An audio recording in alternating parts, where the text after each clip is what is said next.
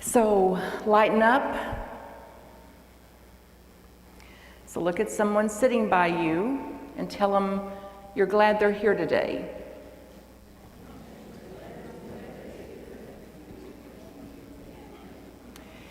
Now look back at the same person and tell them, however, this message is for me.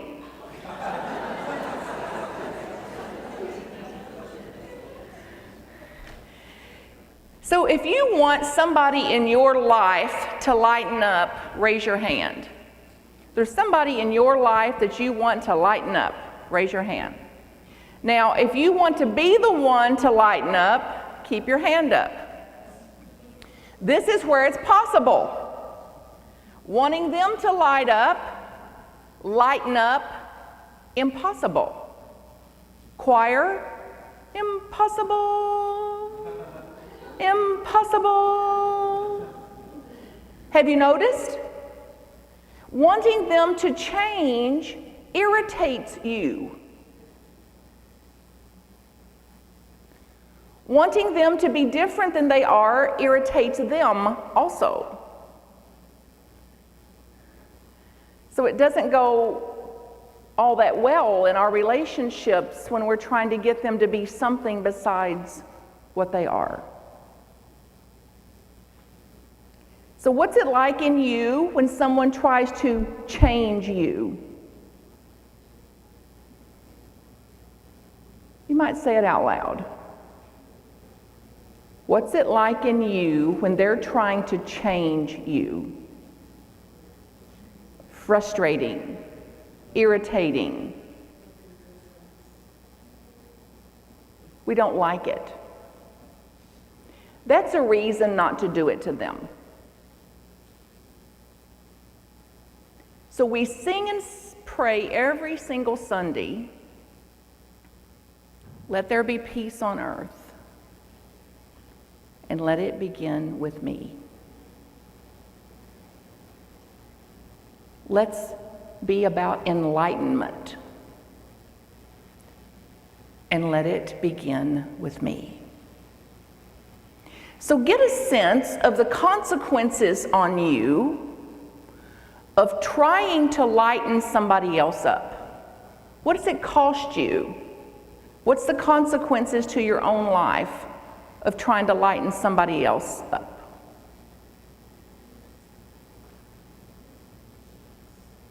Stress, aggravation, ultimately depression, despair, hopelessness, pitifulness, resignation, or for some of us more dominant types, turn up the heat. Take control, take charge. We won't give up. We amp up instead. What's the price to you? What's the cost to you for wanting what is not?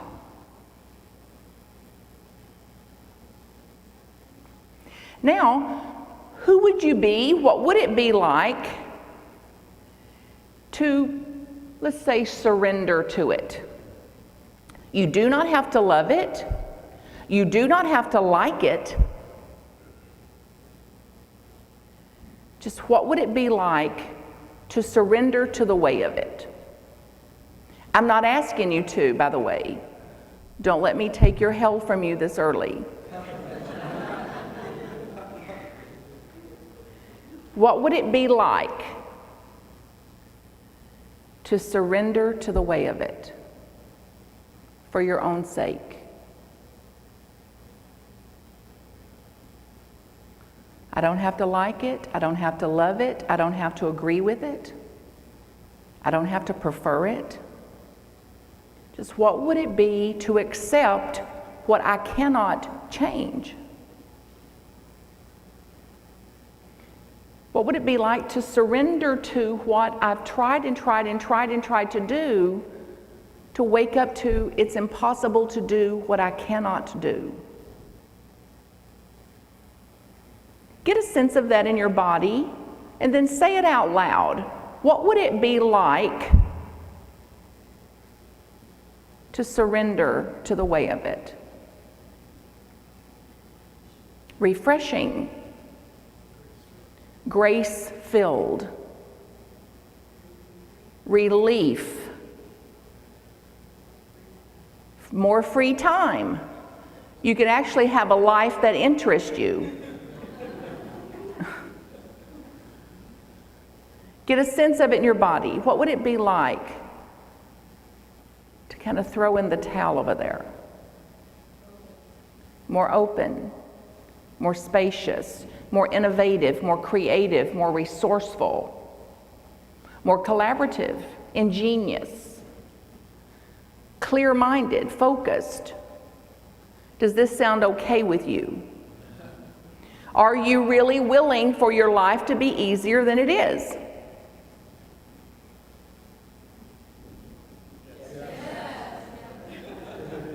You sure? Are you willing for your life to be easier than it is? So the prison of the mind is what we're in. The prison we're in, the only chains we're in is a prison of the mind. The door's wide open. And here we sit, if we're not careful, wanting them to do what they're not doing. Shoulding on them. They should do that. They shouldn't do that.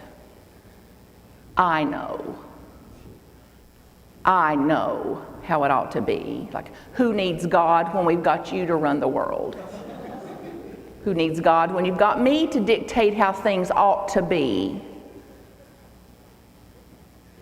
So get a sense, if you just did one little thing, like drop the should, that every time you hear it come through, you know it's a trap. You know it's a dead-end street that leads to hopelessness, impossibilities. Any should opposes reality. Let's take one for example. They should listen to me. You could apply this to your children or your parents, your partners or spouses. They should listen to me. Now, this work is about being in a reality base. And for me, God is reality. Basic unity. God is one power and the one presence, the force of all the universe, the creator of all that is. We are a divine spark of that which it is. We commune with that through reflection, through prayer, through meditation. And it's not enough to understand that theoretically. For until we apply this and live this out into our world, it's just another theory. Something to tout. Oh yes, I know these principles. It's like, well, tell your face, because your face hasn't caught up. All is well, all is well, all is well. It's like, your face is not reflecting that. So this is our journey. This is our journey through this. So you believe you have one little teeny weeny thought like, she or he should listen to me.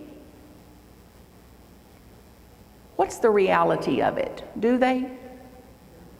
Altogether? No. No. So, reality reports no. And if I continue to believe they should listen to me, who's causing my suffering? So hold up your finger.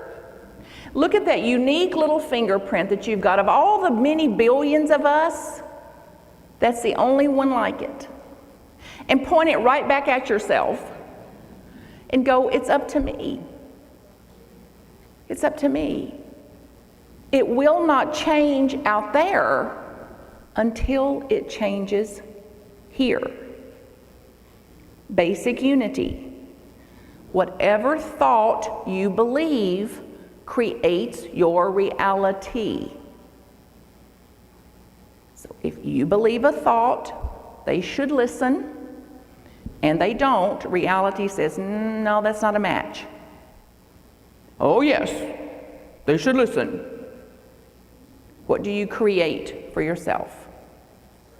Stress, delusion, insanity, depression, despair, frustration, irritation, ultimately then depression, devastation.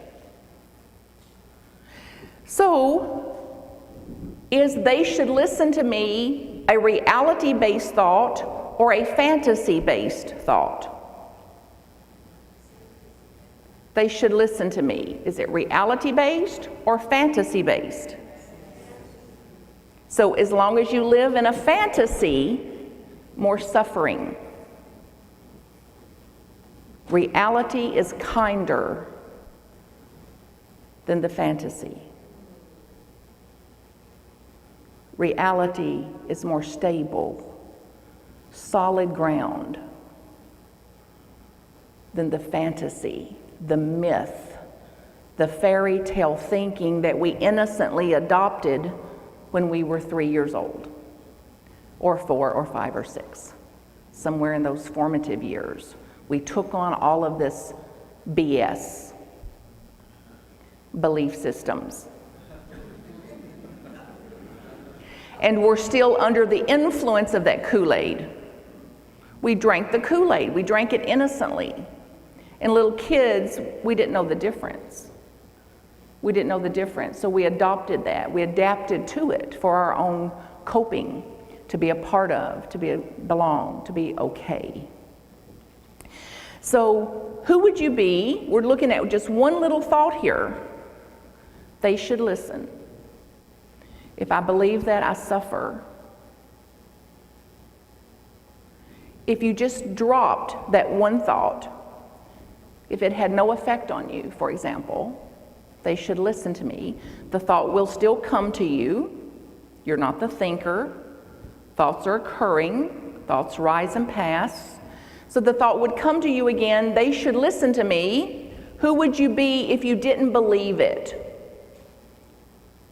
If you no longer adopted it as a part of your belief system, if you were more on a reality belief system than a fantasy belief system, who would you be when the thought occurred to you, they should listen?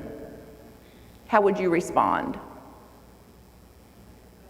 You'd let it go.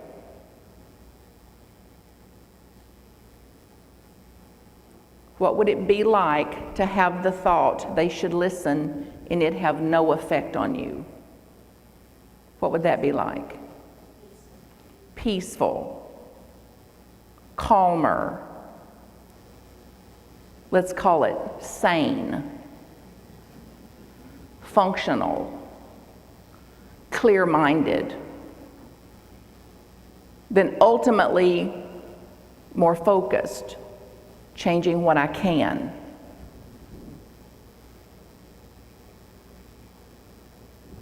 Changing the only thing in the world I can change, which is my mind that's projecting that. So to work at the level of the projection. And to catch the insanity and the powerful allure to work in the projection. The allure to get into their business. The allure to straighten out their life. The temptation to give my wise advice. Just there's no one listening. Have you noticed? So guess who your advice is for?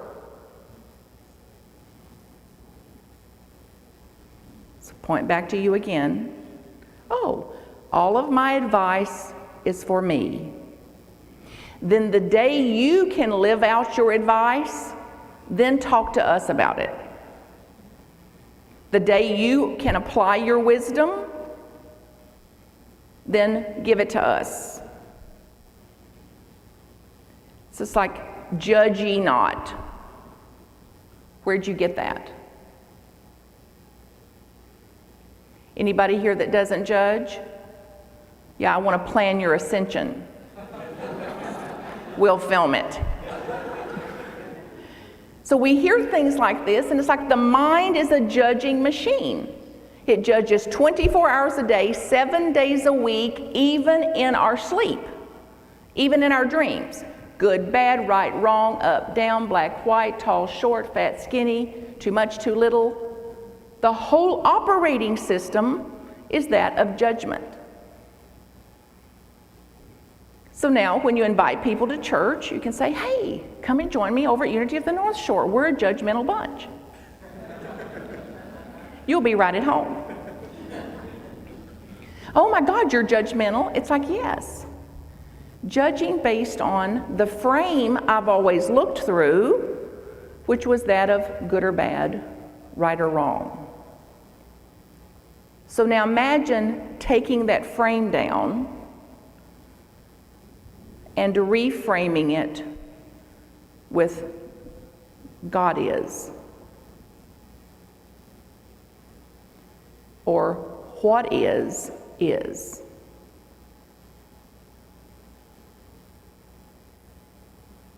Neither good nor bad, just what is. So my role then, my part, is how am I going to relate to what is?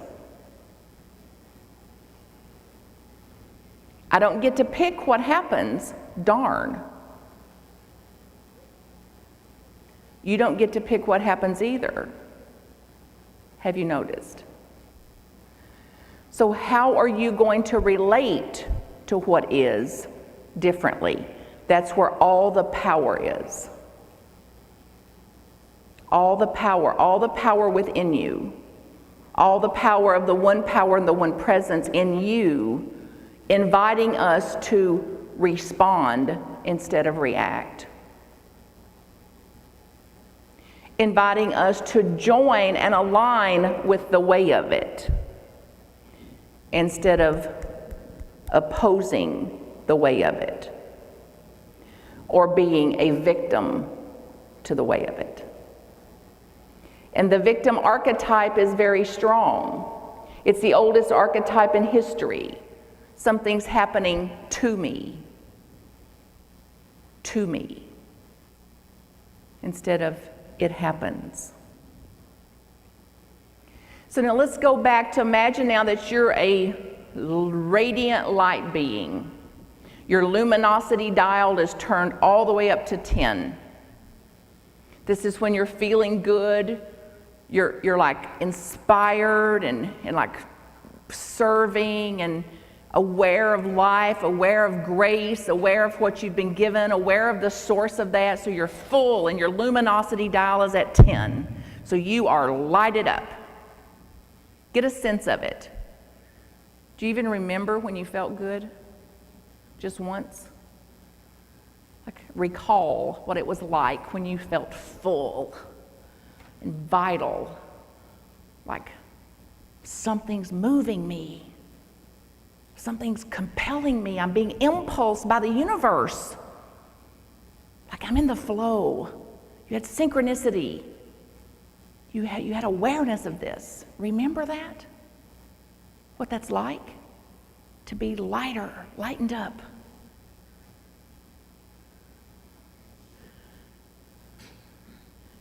Now watch what happens to your luminosity dial when this starts. They should listen to me. I want them to respect me. I need their love.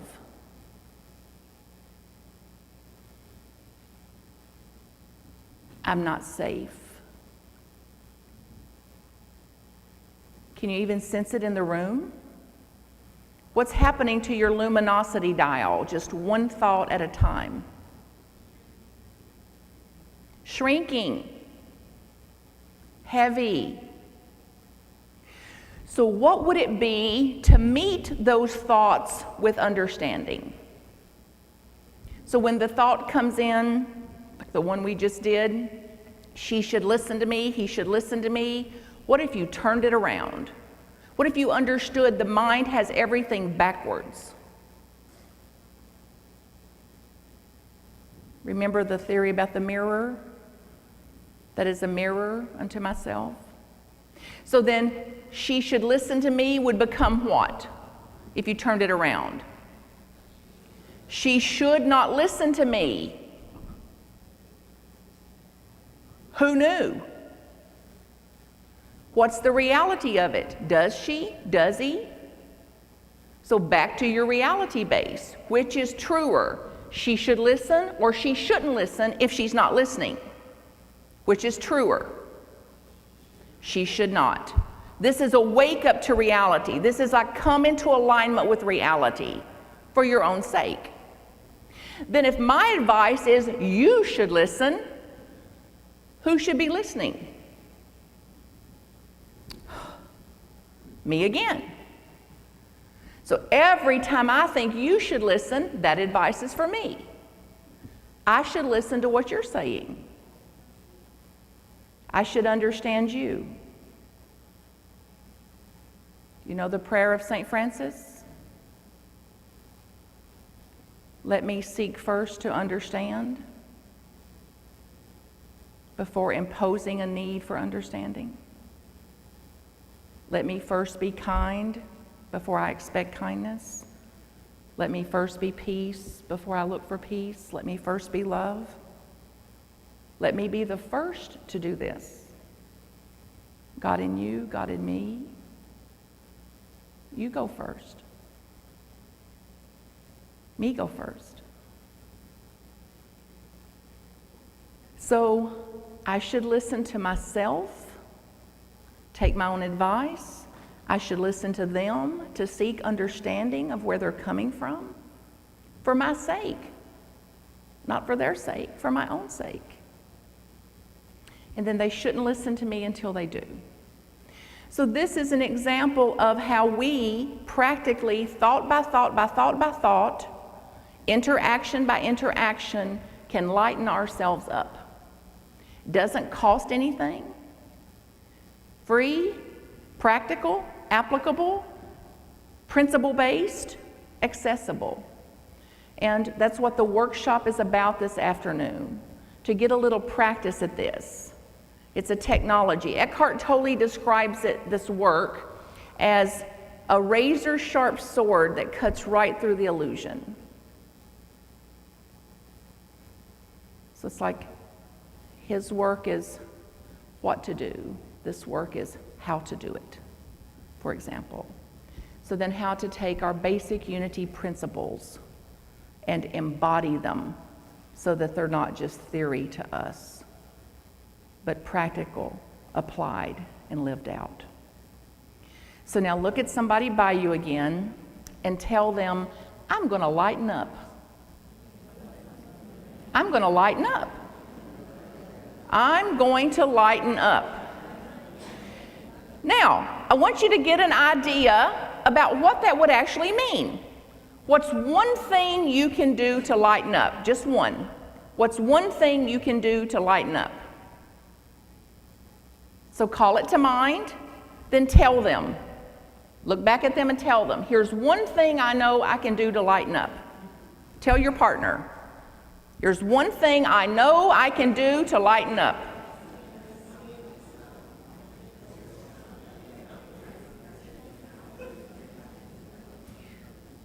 Let me hear from some of you. What is it? Say it again. One thing at a time, one interaction at a time, one thought at a time.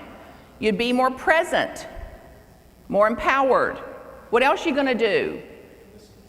Listen first. Stop trying to fix other people. Somebody give her a high five. Stop trying to fix other people. What's the outcome when you try to fix other people? Hopeless. Choir, hopeless. So how much of it will we keep doing? So find a way you can lighten up for your own sake. Then think about your ministry here. Unity of the North Shore. You're so vital. You're so healthy. I mean, my God, it's just a miracle to witness you. You're cooking on all 4 burners. Like, there's so much health and vitality and momentum, a radiance here. Your luminosity dialed as a ministry is up. The way you serve, how you're here, what you're doing. This hosting, this event Reverend Kurt spoke about, hosted this event, 10 people available to get trained 2 full days in a row. He's in the chair too on his day off. Thursday and Friday, 15 consecutive hours. Then Friday night, 3 hours, your board committed 3 additional hours to come and be tortured by me. Folks, commitment. Is the board here? Can you just stand? Let us just bless you and thank you for what you've done and what you do, your leadership here, your commitment of time and energy and effort for that. Then these chaplains, yesterday the women's group, is the women's group here? I see some of you out there, you're the radiant ones. Stand up if you were here yesterday. Yeah, all day yesterday, crawling out of their skins. Reverend Kurt described the training Thursday and Friday being with me as drinking out of a fire hose. So you can get a sense of it here. And then what you do as individuals, from this parking lot to this building, to this sound, to this music, to that hospitality, to that ushering, to that greeting, to that garden, to the phone calls, to the prayers, to the chaplaining. Like you're changing the world one life at a time and brightening the world one life at a time. And it's a privilege to be here with you, to serve you, and to serve with you. You also fulfill the mission of my own life, which is to serve people who serve.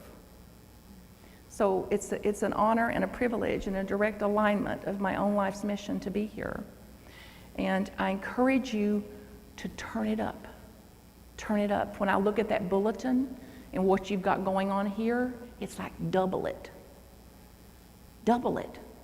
If you're going to have an Italian fundraising dinner, double it. Triple it. Find a way to like throw energy on that fire. Put your energy into that fire. If you're going to gather up stuff to give away to somebody, triple it to give away to them for your own sake. Find a way to express more fully, not because it's moral or ethical or good, because it's what we're built for. We're built for that kind of expansion. We're built for that kind of creativity. So find a way to turn it up around here. Keep yourself on a thriving financial base. Keep reserves in place. Keep giving and giving and giving and finding creative ways to do that. Blow the lid off. Recreate. Come out of any kind of limitation that you're in, personally or as a group or as a community. Have a spring, have a summer where you come on out of there, not just putting a toe in, but jumping in to dive in and see what's possible for you.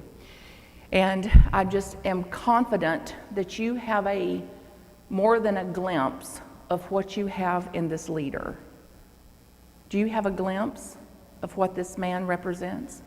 Can you stand up, honey? Look around here. So every single thing he said about me is his own description.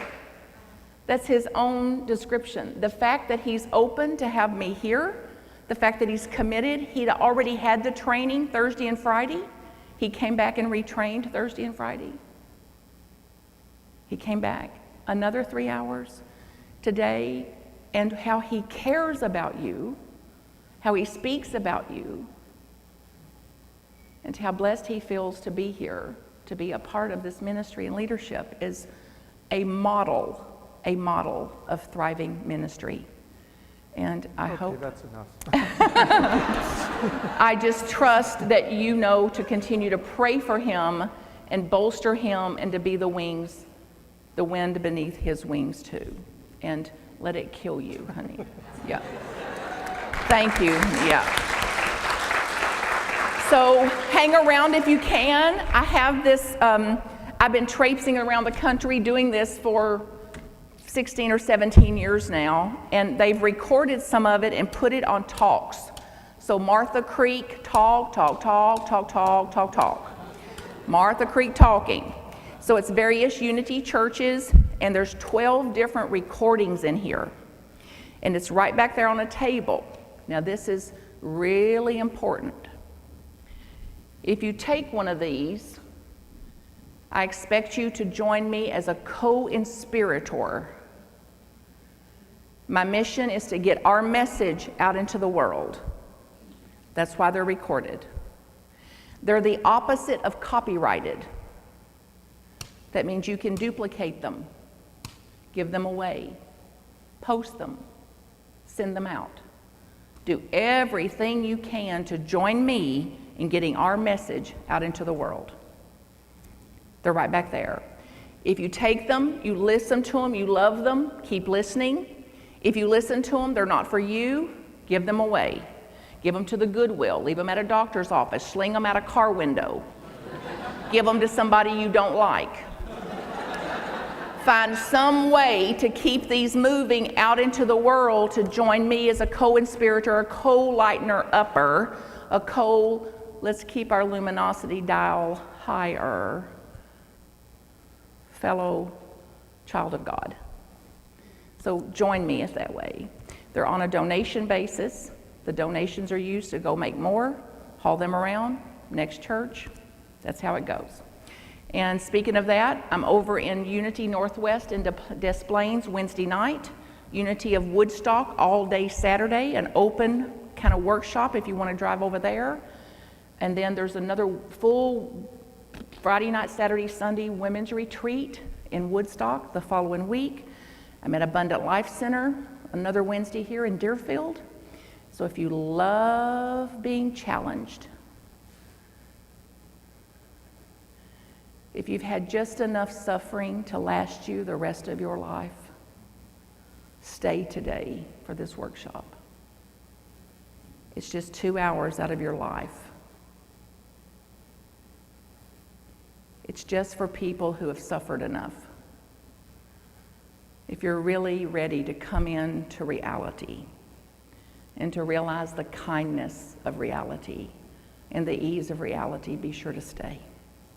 And come to these other places if you can. And thework.com is how to find the technology of the work. A lot of free resources there. If you can't stay, that's a way to get it as well. And I'm grateful to be here. I lift you up in all blessings always. And I look forward to serving you ever how I can in the future.